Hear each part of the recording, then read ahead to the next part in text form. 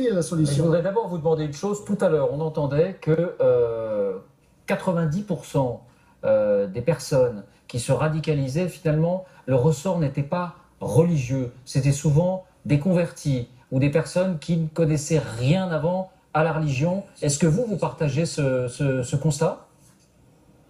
On a remis le premier rapport de recherche sur le processus d'embrigadement à M. Cazeneuve il y a 2 ans, à partir des ordinateurs que les parents nous donnaient des jeunes radicalisés. Et on a aussi retrouvé le manuel du recrutement de Daesh, qui dit clairement essayez de vous attaquer aux jeunes qui ne connaissent pas l'islam. Attaquez-vous à ceux qui ne pratiquent pas, à ceux qui sont isolés, qui n'ont pas de communauté autour d'eux, qui sont éloignés de leur famille aussi. Donc c'est volontaire de la part de Daesh d'utiliser d'abord, de toucher d'abord des jeunes qui n'ont eu le moins de possible de connaissances religieuses, parce que bien sûr ce sera beaucoup plus facile à embrigader. Il y a autre chose que je veux partager avec vous, parce que je vous entends d'où je suis beaucoup philosopher sur la question des mosquées, etc.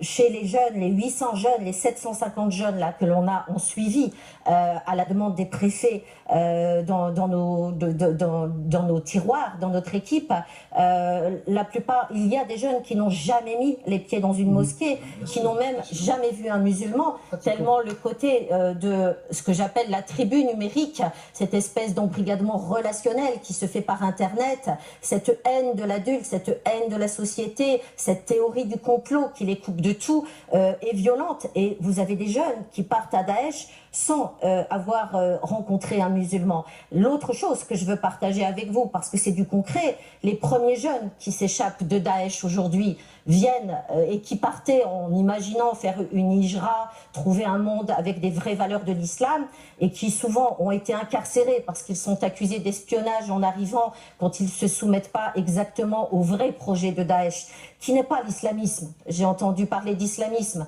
L'islamisme, c'est le mélange entre l'islam et la politique. Daesh ne mélange pas l'islam et la politique. Daesh a un projet d'extermination externe et de purification interne. Il ne s'attaque pas à la France, il s'attaque au reste du monde. Il va s'attaquer à l'Italie, à l'Espagne, à l'Amérique. Son projet, c'est d'exterminer tous ceux qui, d'après eux, ne sont pas élus pour régénérer ce monde et ne détiennent pas leur vérité. Je veux vous parler maintenant. Je veux juste finir ma phrase. Allez-y. Je finis donc juste la phrase que je voulais dire. Quand les jeunes reviennent de Daesh et ont été incarcérés par eux, la première chose qu'ils témoignent en tant que repentis, pour désembrigader les autres, c'est de dire « mais je n'ai même pas eu un Coran dans ma cellule, on m'a accusé sans même 4 témoignages, même pas un témoignage ».